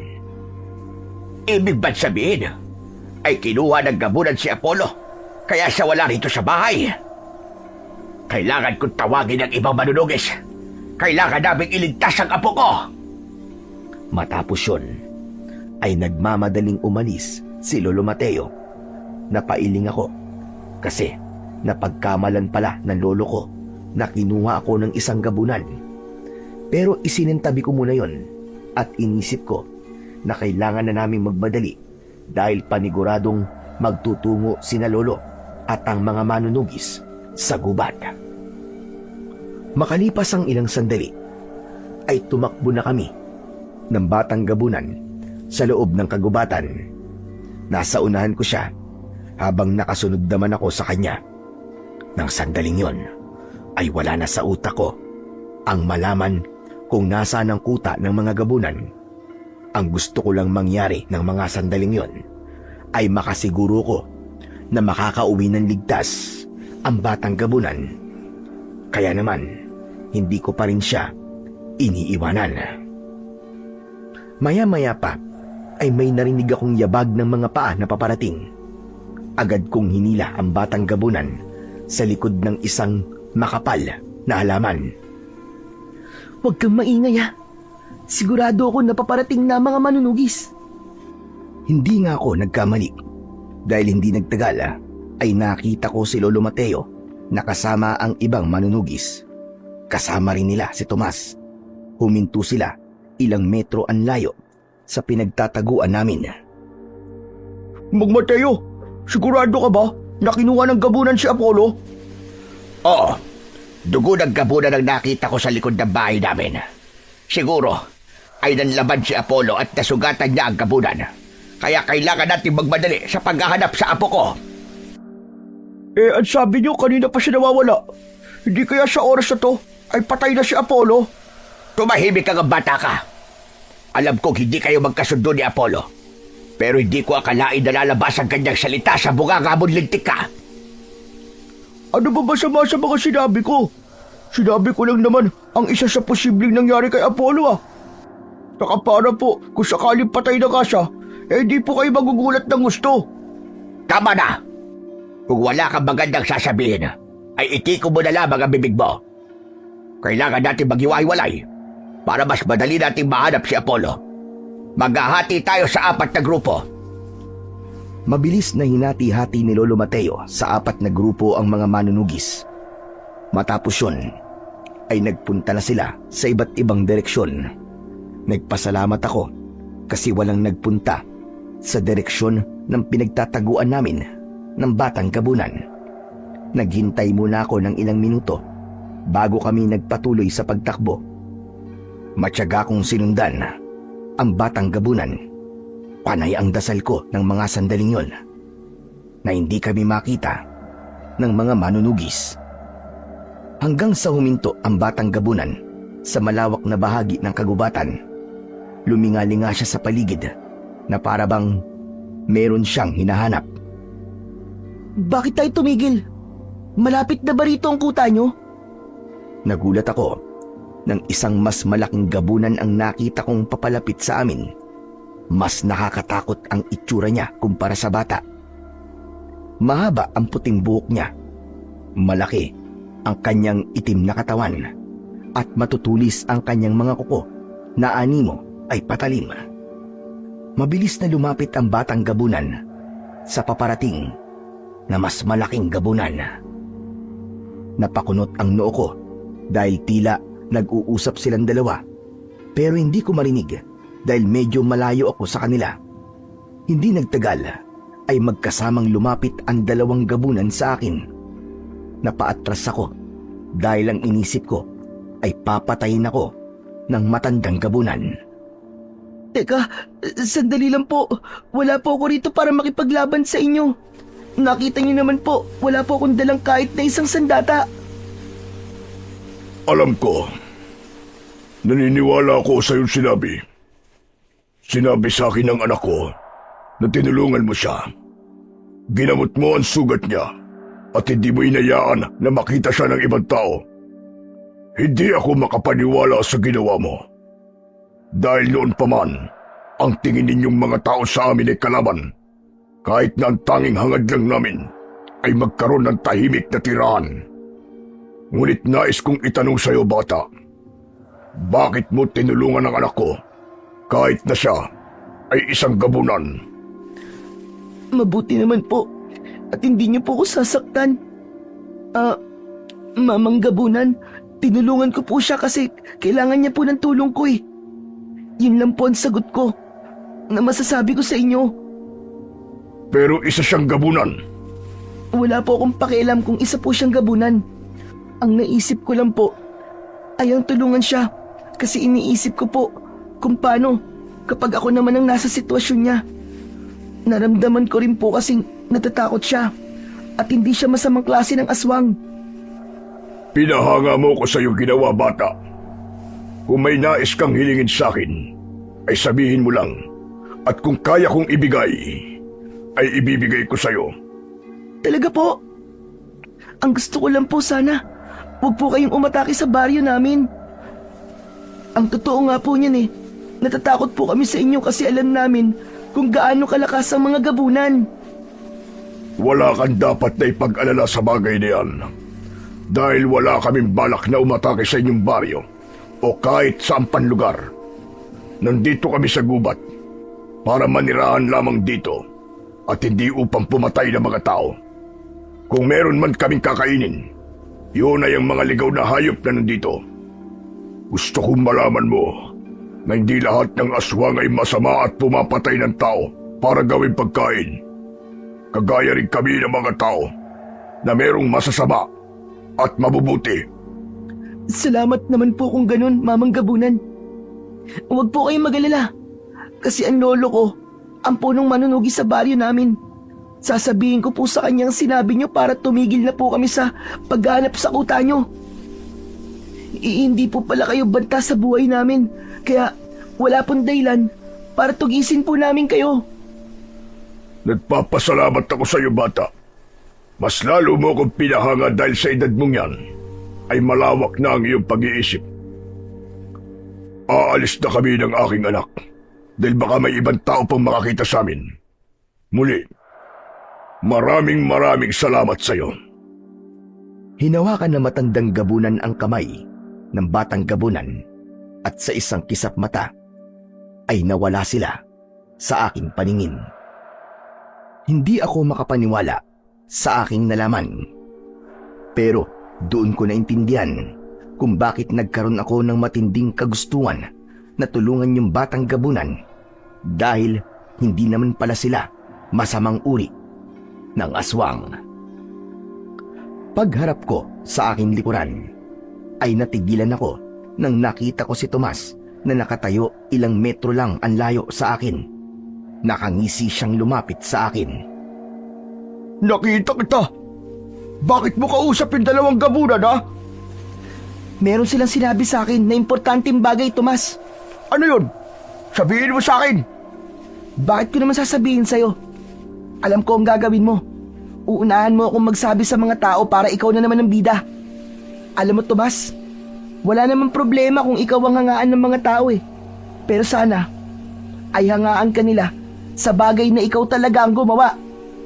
Wala ka nang pakialam sa mga ginagawa ko.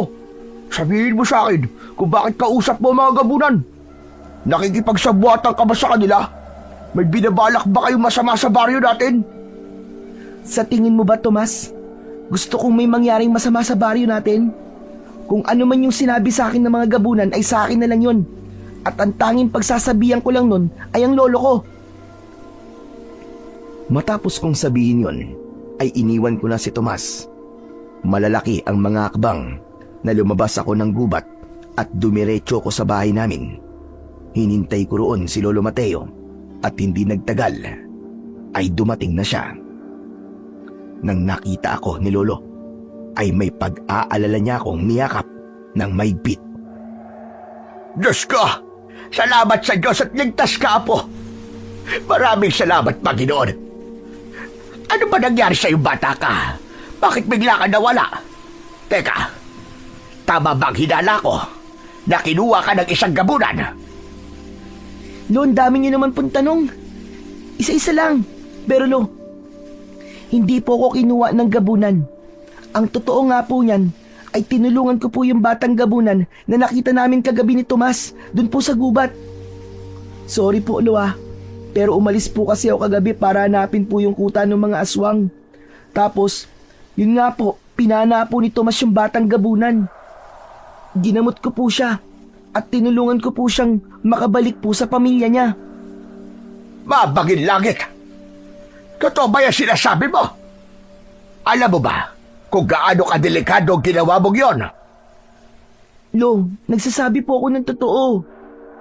Pero, hindi po kayo maniniwala, Lo, sa nangyari. Nang nakita po namin yung tatay ng batang gabunan, ay nagpasalamat pa po siya sa akin kasi tinulungan ko po ang anak niya. Sakalo, mabait po sila. Ang sabi po niya ay hindi sila ang klase ng mga gabunan na pumapatay po ng mga tao. Naninirahan lang po sila sa gubat at wala po silang balak na umatake dito sa baryo natin. Ang gusto lang daw po nila ay mamuhay ng tahimik at kumain ng mga hayop sa gubat. Kaya sana po, itigil na po natin yung paghahanap po sa kuta nila. Hayaan na lang po natin silang manirahan ng mapayapa sa gubat, Lo. Kalokohan yung sinasabi mo. Walang gabunan ang hindi pumapatay ng tao. Kung totoo man na sinabi yan ng gabunan na yon, sigurado ako na nagsisinungaling siya. Malamang, sinabi niya yan para maging kampante tayo at kapag akala natin ay di sila aatake, ay saka sila sasalakay kung kailan hindi tayo handa para patayin tayong lahat. Lo, mali po kayo. Nararamdaman ko po talaga na mabait po talaga sila. Kasi kung hindi po siya mabait, di dapat hindi na po ako nakauwi dito. Dapat po ay pinatay na nila ako doon. Basta, wala akong tiwala sa mga gabunan na yan. Lahat sila, kahit ano pang uri nilang aswang, ay kalaban nating mga tao ba ngayon. At ayokong ikikwento mo sa iba yung bagay na yan, At baka pag-isipan ka pa nila na masama. Nagkakaintindihan ba tayo? Pero Lo, naiintindihan mo ba ako, Apollo? opo. Nalungkot ako ng sandaling yon dahil hindi ko nagawang kumbinsihin si Lolo Mateo na maniwala na mabait ang mga gabunan na nasa gubat. Sigurado kasi ako sa bagay na yon dahil marunong silang magpasalamat. Isa pa, kung hindi sila mabuting klase ng aswang, malamang ay pinatay at ginawa na nila akong pagkain kanina. Ganun pa man, umasa pa rin ako na darating ang panahon na mapapatunayan ko hindi lang kay Lolo Mateo kundi sa lahat ng mga tao sa amin na walang dahilan para katakutan namin ang mga gabunan na naniniraan sa gubat. Kinagabihan, matapos naming maghapunan, ay dinala ko na ang aming pinagkainan sa batalan upang hugasan ang mga yon. Nang sandaling yon, ay naisip ko na naman ang nangyari kanina sa gubat. Hindi ko maiwasang mapangiti dahil hindi pa rin talaga ako makapaniwala na makakakilala ako ng mabubuting gabunan. Napahinto ako sa aking ginagawa nang narinig ko ang sigawan ng mga nagkakagulong mga tao sa labas hanggang sa humahangos na pumasok si Lolo Mateo. Kinuha niya ang 2 itak at iniabot niya ang isa sa akin. Teka Lo, bakit po? Ano po ba nangyayari? May mga aswang na sumasalakay. Kailangan natin makipaglaban na po. Mga gabunan po ba, Lo? Hindi mga gabunan, mga pangkaraniwang uri na mga aswang. Pero marami sila, Apo. Tara na, kailangan tayo ng mga tao. Ipagtanggol natin ang baryo. Magkasama kaming lumabas ng bahay at sumalubong sa amin ang mga aswang na sumasalakay sa mga tao. Merong pumapasok sa loob ng mga bahay. Nagulat ako sa dami ng mga aswang na yon. Kahit pangkaraniwang uri lamang sila ng mga aswang, ay nakita ko kung paanong nahirapan ang mga manunugis sa aming baryo na makipaglaban sa kanila. Marami na nga sa mga manunugis ang sugatan. Napapitlag ako nang marinig ko ang pagsigaw sa akin ni Lolo Mateo. Apollo! Kumilos ka na! Bilisan mo! Doon na ako nagsimulang makipaglaban sa mga aswang gamit ang aking matalas na itak. Isang aswang kagad ang umatake sa akin. Mabilis naman akong umilag. Tatagain ko sana siya, pero mabilis niyang nahawakan ang kamay ko. Napasigaw ako nang akmang sasakmalin ako ng aswang. Pero laking gulat ko nang dumating yung tatay ng batang gabunan na tinulungan ko. Hinawakan niya ang muka ng aswang at itinulak niya yon papalayo. Binuhat niya ang aswang at saka malakas na ipinagbalibagan sa lupa. Malakas na tinapakan ng matandang gabunan ang muka ng aswang hanggang sa madurog yun. Hindi ako makapaniwala na ganong kalakas ang gabunan upang madurog ang ulo ng isang aswang. Humarap sa akin ang gabunan at saka siya naglakad papalapit sa akin. Bata, bilang pagganti sa iyong kabutihan, nandito ako at ang aking mga alagad para tulungan kayo sa inyong laban sa mga aswang. Mamang Gabunan, maraming salamat po sa inyo. Hindi ako makapaniwala nang mula sa gubat ay lumabas ang napakaraming gabunan. Inatake nila ang mga pangkaraniwang aswang. Walang nagawa ang dami ng mga aswang na yon sa lakas at bilis ng mga gabunan. Para lang silang pinaglalaruan ng mga malalakas na gabunan. Maging si Lolo Mateo at ang iba pang mga manunugis at ang ibang mga tao ay naguluhan sa nangyari. Alam ko na hindi sila makapaniwala na tinutulungan kami sa pakikipaglaban ng pinaniniwalaan nila na alagad ng dilim na mga gabunan.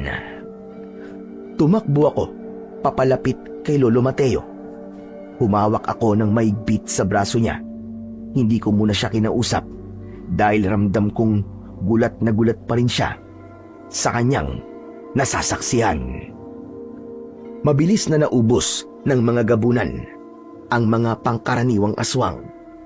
Nang lumapit ang matandang gabunan sa akin, ay humarang sa kanya ang mga manunugis. Iniumang nila sa matandang gabunan ang kanilang mga itak. Wag! Teka, sandali lang po mga kasama! Hindi natin kalaban ng mga gabunan. Hindi niyo ba nakita? Tinulungan nila tayo na patayin ng mga pangkaraniwang aswang. Kakampi natin sila. Ano ba sinasabi mo, Apollo? Imposibleng maging kakampi natin ang mga gabunan na yan. Kampon sila ng kadiliman at dapat sa kanila ay patayin. Pero Lo, ano ba kayo? Nakita niyo naman po kung anong ginawa nila, di ba? Tinulungan po nila tayong labanan ang mga pangkaraniwang aswang. Kung hindi po sila dumating, ay baka naubos na po tayo rito. Baka patay na po tayong lahat. Utang po natin sa kanila ang mga buhay natin. Kung ganon, yan pala ang lolo mo na sinasabi mong punong manunugis sa lugar na ito. Ikaw ang gusto kong kausapin. Bakit? Magdedeklara ka ba ng digmaan? Nagkakamali ka. Ang totoo niyan ay wala sa lahi namin ang makipaglaban.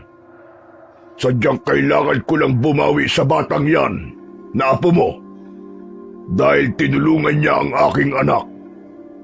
Kundi dahil sa kanya ay baka patay na ang anak ko ngayon. At bilang ako ang pinuno ng aming lahi, kailangan kong ibalik ang kanyang kabutihan sa ganitong paraan o mas higit pa. Kaya kung meron man dapat kayong pasalamatan, iyon ay walang iba, kundi ang iyong apo. Huwag kayong mag-alala. Dahil gaya nyo, ay wala kaming hangad, kundi ang katahimikan at kapayapaan. At umasa kayo na kung sakaling kailanganin niyong muli ang aming tulong, ay darating kami ng walang pag-aalinlangan. Matapos yun, ay nagpaalam na ang pinuno ng mga gabunan. Mabilis lang nawala sa aming paningin at nakita na lang namin ang mga anino nila na patungo na sa kagubatan. Nakangangaan lahat ng mga kababaryo ko habang papaalis ang mga gabunan. O ano? Sabi ko naman kasi sa inyo eh. Mababait ang mga gabunan na nasa gubat. Ayaw niyo maniwala sa akin, Lo eh. Diyos ko, panaginip lang ba ito? Mga mababait na gabunan. Totoo ba talaga sila? Talagang nagdududa pa po kayo, Lo? Tinulungan na nga po nila tayo, di ba? Kitang-kita nyo naman. Tanggapin nyo na lang po, Lo, na hindi po lahat ng aswang ay masama. Oo, nakakatakot po talaga ang itsura ng mga gabunan na nasa gubat. Pero hindi po ibig sabihin nun na masama na kagad sila. Huwag po natin silang husgahan base sa panlabas nilang anyo. Ramdam kong hindi pa rin makapaniwala si Lolo Mateo at ang lahat ng taong naroroon.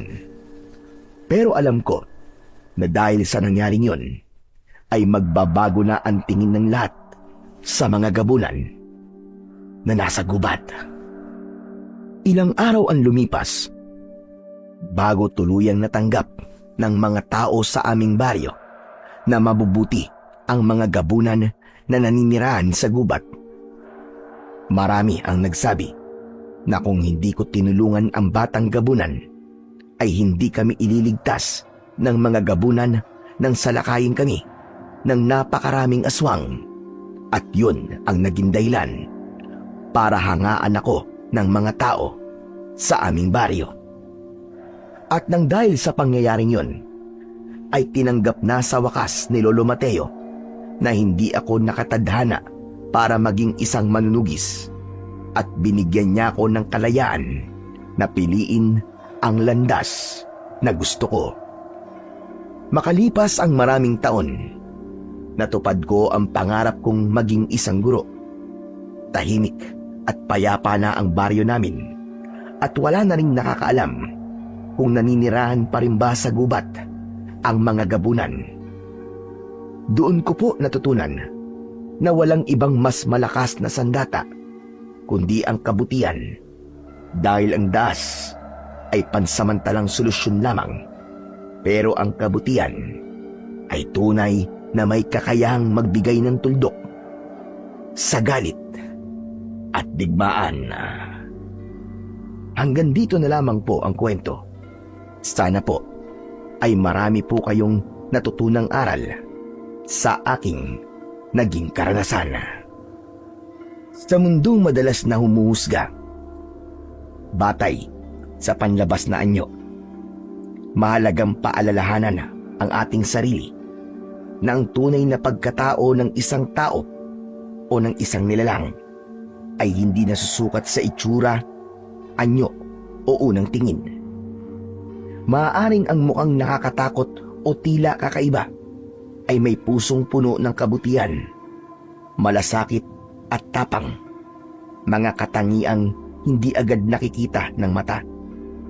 Kung tayo ay magmamadali sa panghusga, maaari nating ipagkait ang pag-unawa, pakikipagkaibigan, at minsan pa nga ang tulong na magliligtas sa atin sa oras ng pangangailangan. Ang pag-unawa at bukas na puso ay sandata laban sa maling akala at daan tungo sa isang mundong mas mapayapa at makatao. Tulad na lamang ng sinabi sa unang Samuel, Kabanata 16, Talata 7. Huwag mong tignan ang kanyang anyo o ang kanyang taas, sapagkat siya'y aking itinakwil. Sapagkat ang Panginoon ay hindi tumitingin sa gaya ng pagtingin ng tao. Ang tao'y tumitingin sa panlabas na anyo, ngunit ang Panginoon ay tumitingin sa puso. Ang paalalang ito mula sa Biblia ay nagtuturo sa atin na ang tunay na sukatan ng isang nilalang ay ang kanyang puso at layunin, hindi ang kanyang panlabas na anyo. Sa pagsunod dito, tayo ay matututong mabuhay nang walang kinikimkim na galit o kaaway at patuloy na gagawa ng mabuti at may pag-ibig para sa ating kapwa.